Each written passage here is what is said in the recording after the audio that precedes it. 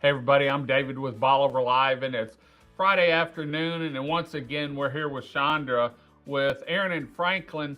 Chandra, thanks for joining us today. We had a TWIA meeting last week, or this was it this week or last week? Yes, sir. This week, This week, Tuesday. and one of the big I know things on the agenda was rates for Agent insurance. commissions. Yeah, Yeah, the agent commissions, commissions. Yes. agent commissions. How did that turn out?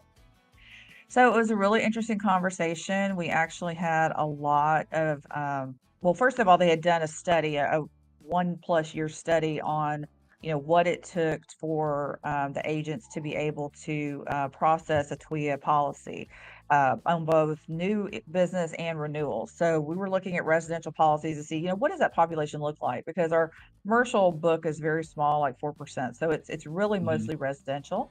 And the commercial policies always are going to take longer to process than the residential. And plus, they don't auto renew anymore. That's part of the new legislative implementation that we're having to make. So there was a lot of agents, local agents, not local agents that came to Corpus Christi to really express their views and their support for maintaining agent commissions the way they are.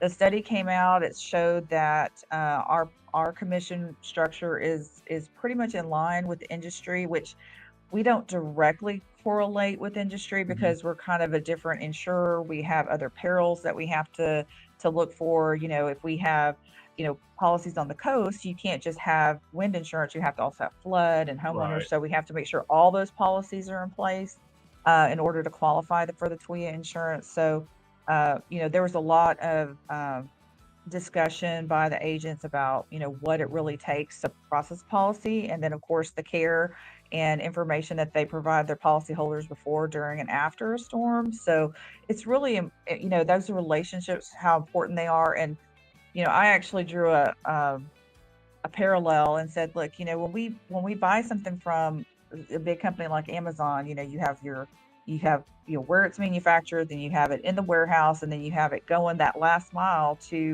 the uh, to the homes. And that Mhm. last mile is the most expensive part of the whole process, getting Right. that. And that's exactly what our agents are doing. They're our last mile. They're that direct contact with the consumer that we can't provide. We're way in the background.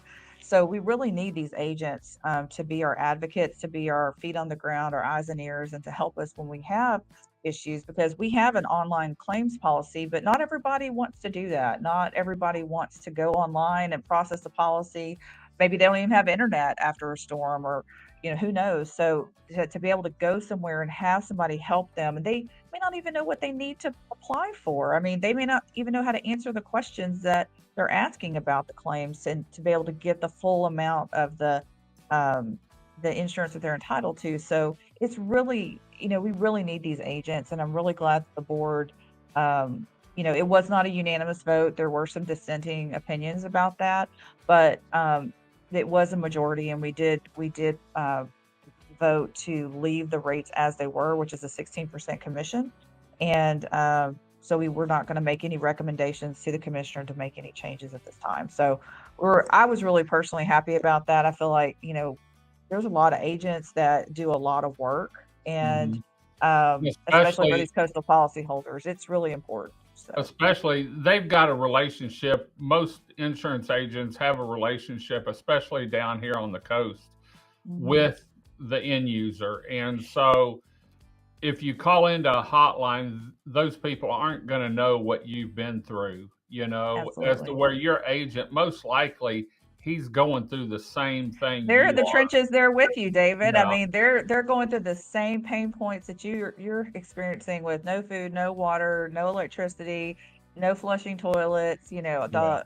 destroyed property, leaking roof, whatever it is, they're experiencing those things with you. They have empathy for you, and plus then they have the knowledge that can get you what you need to do to rebuild your life. So, I think I'm really excited that, we were able to, you know, continue to, give the agents what they're earning in those commissions. I mean, we all know interest rates have gone up. We know that, Right. it's more expensive to do business. I couldn't see taking anything away from them to do the same work that they're already doing. So I don't know any prices that have gone down in the last 4 years. exactly. 4 years. Well, So why and should one a of commission go down? yeah, and one of the other points I had made was I said, you have to understand if you say, okay, we're going to do 1% or something like that, that's not 1% for the agent. That's 6.25% of the money that we're paying them because 16% of the commission, policy commission is going to them. But Hmm. if you take off, say, 1% and say, okay, we're reducing to 15, that's actually 6.25% reduction of the money we're paying them. So Right. it's not, I mean, it's pretty significant. If I said, hey, David, I'm going to take 6.25% of your income away from you, you'd be like, what? I mean, things are going up and you're taking 6.25%. That doesn't Yeah. make sense. So anyway, What I was really glad to have that behind us. So Real quick, what else did went on in the meeting? Is there anything we need to look at for down the road? I mean, a couple of things. One of the biggest things is that we had tried years back to bring other insurance companies in to do depopulation, try to get TWIA, the pool of policies that we manage down and put that into private markets. And, that started off, gangbusters, but then over the years, people have just keep falling off. And so that's what happens. We absorb all those policies More, back. yeah. And so our risk is actually going up significantly, and we have a pretty significant trajectory in our budget for increasing our policy count as well as our premium count, our premium numbers. So, that's just more liability that we're taking on to cover the coast. And, where that reflects is going to be in the reinsurance amount that we have to purchase next year to be able to cover all these policies. And it's, you know, what happens then? I mean, we have additional premium monies, which is good. That'll help cover some of it, but that's when we start getting into the rate discussion, which will be in August. And at some point, there's going to be a breaking point where we just aren't going to have enough just with premiums the way they are right now without a rate increase.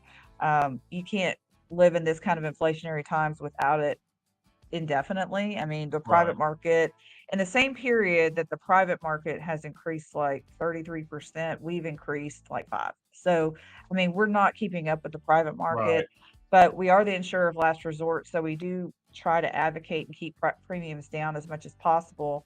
I don't know that that's sustainable indefinitely, but I can tell you we had our budget discussion and I was that was in October, and I was really critical about, what the expenses look like. Is there anything that can be reduced? I mean, my first thing is like, let's keep our house in order first. Let's make sure that our expenses are as low as we possibly can make them and still service the customers.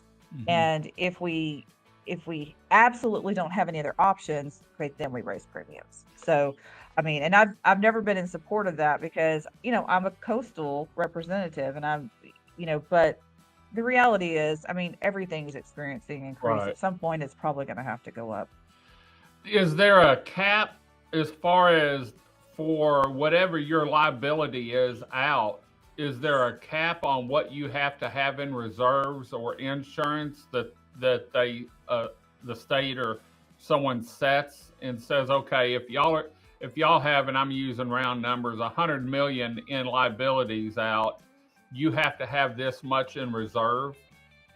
So there's a couple of things like every year the board, I wish it was somebody else setting this number, but every year the board has to set what they call the the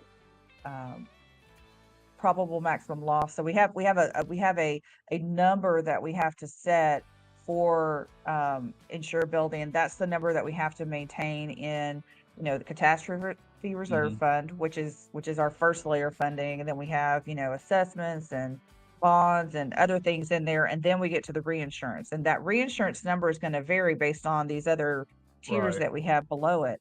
And so when we set that number, when we set whatever that number is, and I think last year it was like 4.1 billion or something like that. So, you know, and we look at all the modeling for the different storms and what the different modeling are saying as far as, the probabilities, and then we determine, okay, based on these probabilities, what kind of coverage do we feel like we need? But, you know, if we have a storm that hits, say, in Matagorda, it's not going to be nearly as impactful as one that hits Galveston or Right. Jefferson County or even Corpus Christi. So where those storms hit makes a huge difference in what our losses are going to be, but Right. we still have to cover everybody. So Until you get a storm like Harvey that goes in at Rockport and then dumps 30 inches of rain down I-10, up that's 59 right. and down I-10.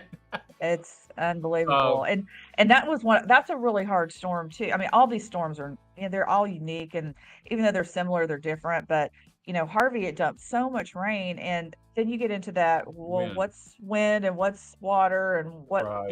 even if you have flood issues, you have to build back to the wind code, and it's just like Yeah. this. Yeah, It's the crazy. seesaw.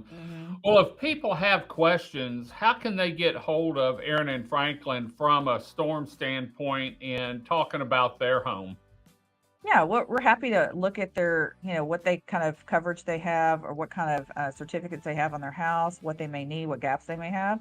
And we can do this if it's just you wanting to know for your own knowledge, or if you're trying to sell your house, work with your realtor.